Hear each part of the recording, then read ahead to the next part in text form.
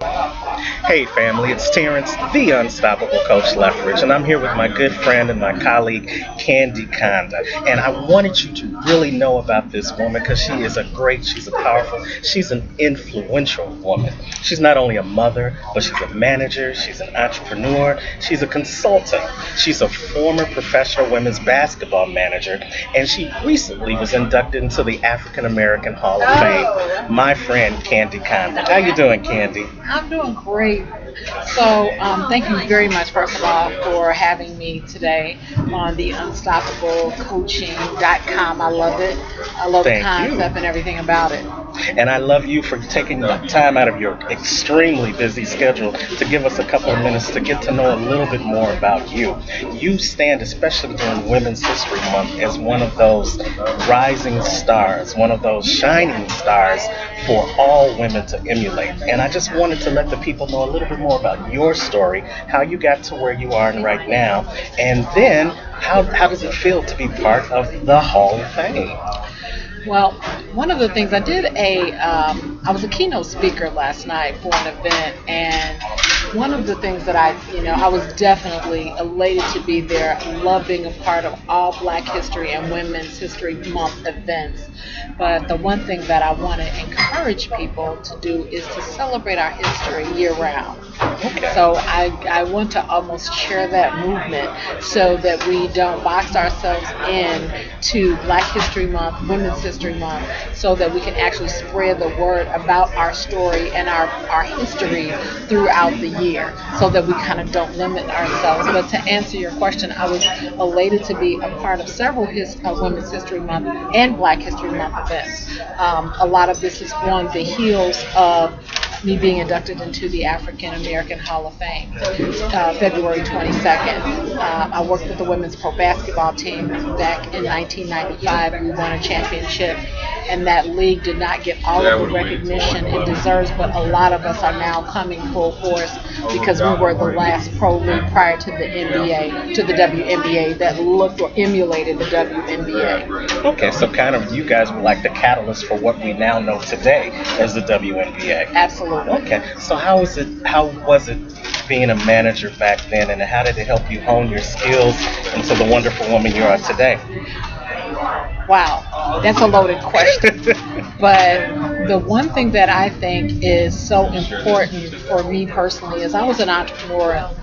My life is kind of coming full circle. I was an entrepreneur who actually kind of stepped into, I had a sports newspaper, and I was highlighting some women, professional basketball players.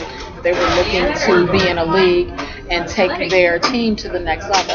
And so I found a league that had an opening for a Chicago franchise and started to actually purchase. I never started to be a manager, nor did I start out this whole thing trying to be in the Hall of Fame. I started out at that time trying to buy a franchise to provide an opportunity for women that wanted to play basketball. There hadn't been a league prior to this since 1975, which was the WBL, and they did have a Chicago team called the Chicago Hustle. So we wanted to recreate history, have a women's pro basketball franchise here in Chicago, and I put down money to actually purchase the team.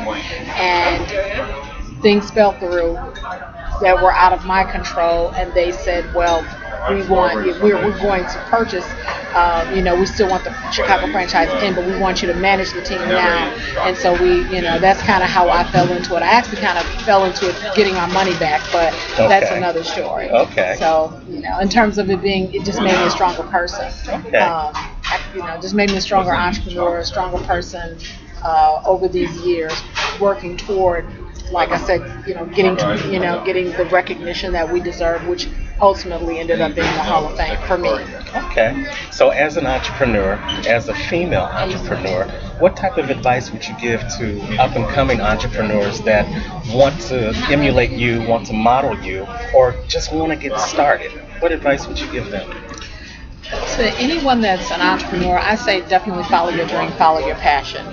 Do whatever you need to do to make your dream come true, and do something that you would do that you didn't get paid. If you didn't get paid for it, because if you do what everyone else is doing for the money, at some point, if the money doesn't come in, you're going to be miserable.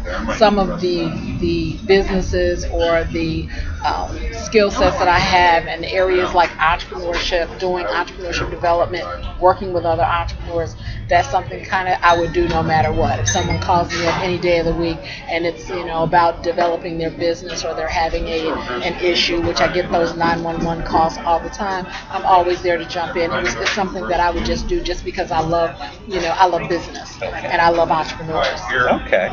And Kandi loves to coach people. She also is doing consulting. She's doing workshops. So how, if they want to get one-on-one contact with Kandi Kanda, how can they get in contact with you? KCBizBOSS@gmail, and I'm KCBizBOSS everywhere.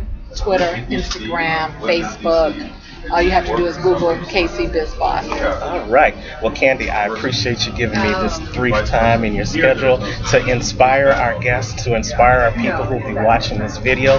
Kandi Kanda, one of the female entrepreneurs who are rising stars and living life on the next level. I'm Terrence, the Unstoppable Coach Lethbridge, and until next time, I don't want you to just have a great day. I want you to have an unstoppable day. Take care.